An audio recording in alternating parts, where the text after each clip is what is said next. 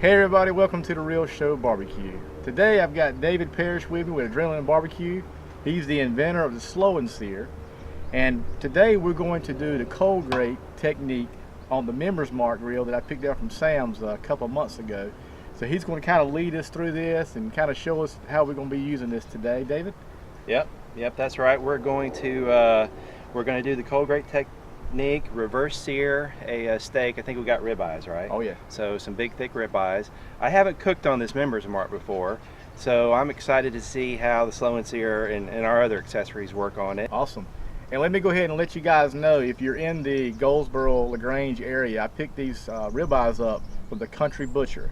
And they're Angus ribeyes, and they look fantastic. Yeah, it's very good looking meat. Very good. So hang tight with us, guys. All right, we're about to start the reverse sear, and David's going to kind of explain the process for us from here, and then we're going to start cooking them. All right, so we're going to be using the reverse sear technique today to cook these ribeyes. The first thing that we did was a couple of days ago, we salted them, a half teaspoon of kosher salt per pound on both sides, and we covered them and put them in the fridge to let that salt penetrate over time. That helps both with flavor, and it gives you a juicier taste after the cook. Last night we uncovered them and let them air dry in the refrigerator. What that does is it dries the surface a little bit, so it makes them easier to sear. And then later, when we get ready to sear, we're going to do the cold grate sear. But for now, we've got our kettle with the slow and sear at somewhere between 225 and 250. Anywhere in there is fine. We're going to put the ribeyes on, probe them, wait for them to hit 80 degrees, and then flip them, and then let them continue up to 115. At 115, we take them off and we prep the grill for searing. So that we're ready to sear, when the steaks are ready to be seared, we're going to light a chimney of charcoal when the steaks hit 100 degrees. And so that's pretty much the reverse sear profile, and let's get started.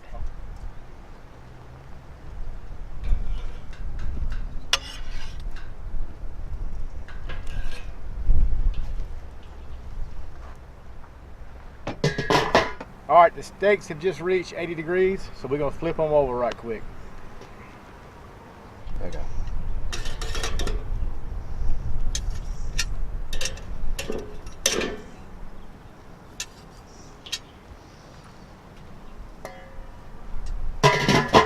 All right, your steak should be around 115 internal. We're going to double check right quick with our Maverick Instant Read.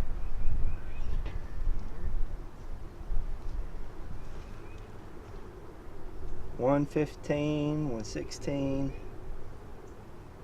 115. We're right there. Awesome. They can come off.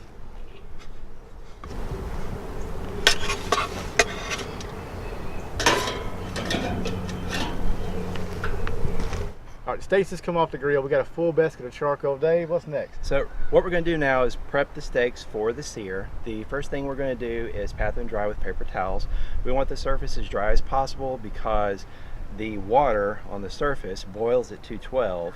The Maillard reaction, which is what causes the sear to occur, happens at 300. So that water prevents the sear. We're going to get rid of the paper towels. Then we're going to lightly coat them with olive oil and apply a little cracked pepper. The cracked pepper is going to bloom in flavor during the sear.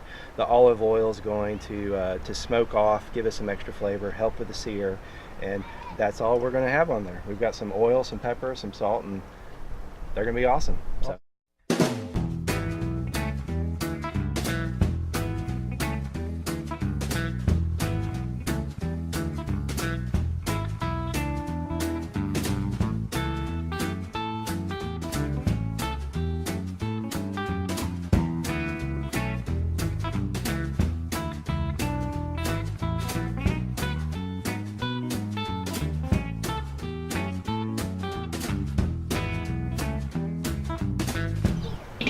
Get those bad boys on.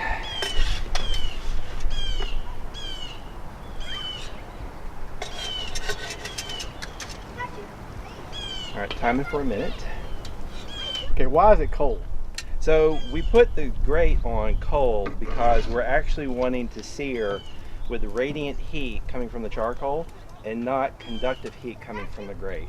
And what you're going to see during the cook is it makes the steaks cook evenly all over, and it prevents bitter flavors from occurring when oils and fats that get ignited on the surface of the steak by a hot grate, burn. Okay. And yeah, we'll just, you know, we're going to rotate and flip every minute here because we always want to have a cold portion of the grate over the hot fire.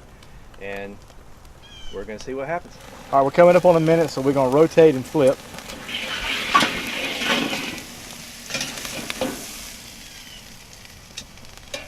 Oh, look at that color. Yeah. Already. You can see you're already getting a nice sear on those even after 1 minute. And by the time we're done, they're going to be nice. That is a beautiful color. Yeah. And you can already hear, I don't know if the camera can hear it, but you can already hear the sizzling from the steak. So definitely. Yeah, you know you've got a hot fire when that happens. All right, 2 minutes, we're going to rotate.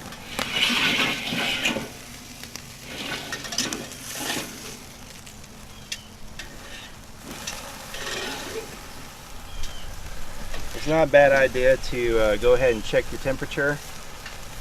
And we're still in rare territory, so we can keep searing. All right, so we're going to do another rotate and another flip.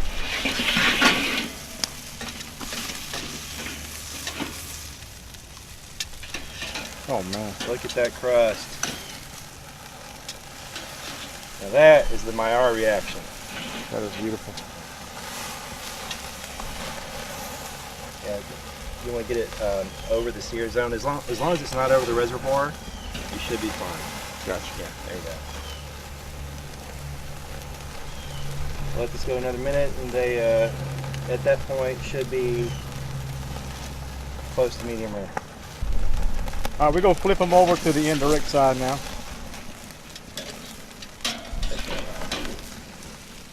Look at those bubbles. Awesome.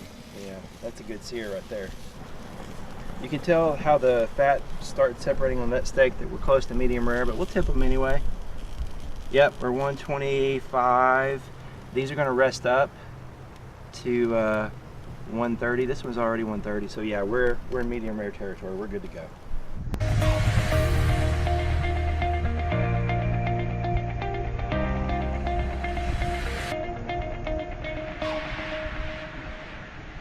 All right, look at these steaks. They're beautiful. Dave's going to cut into them right quick for us. Here we go. One slice and done. Ooh, look at that. Look at that juice. Man. Look at that. That is cooked. Perfect. Oh, nice. So let's get us pieces to chew on. Wow. Yep. Wall to wall, medium rare. Can't beat it. That's a big bite. I'll cut it. Cut it. All right, I'm looking forward to this, Dave. Cheers. Cheers.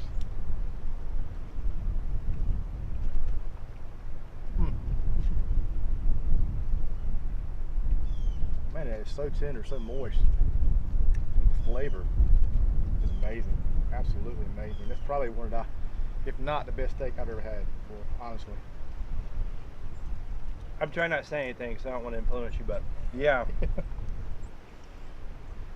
Tell me what you think about the pepper, and because a lot of people tell you not to put the pepper on the steak until after you sear it, or put it in a sauce that goes on the steak. Right. We put it on right before we sear it. How do you think that worked out? I think it's great. I mean, there's nothing overpowering. The salt's not overpowering. The pepper is not overpowering. It's just enough. It's subtle, and you still got that nice beefy flavor. So it's not over seasoning. It's the perfect amount of seasoning, I think. Do you think the pepper's burned? No, not at all. I mean, there's no bitter taste or burnt taste at all on these steaks. It's just amazing flavor. Rich flavor. Yeah. It's so intense. Exactly. Love it. Love it. Awesome. Dave, thank you so much, man. I appreciate you being here. Guys, be sure to go to abcbarbecue.com. Also, Adrenaline Barbecue YouTube channel. Check out everything he's got. He's got some super great products. This steak is absolutely amazing. I highly recommend it. Thank you so much, guys, for watching. If you haven't subscribed, please be sure to subscribe and share this video. Let all your friends know about it. Thank you so much, guys. God bless. All right, the steaks have just come off the grill. And I forgot what I was going to say. Steaks have come off the grill. Steaks have just come off the grill. We got a full basket of charcoal and There you getting go. ready to sear. Dave, tell us what we're going to do. Do I sound that hickey? I didn't realize, now you got me. Now I got a complex. All right. Blooper. I'm gonna put it right in the middle of the video.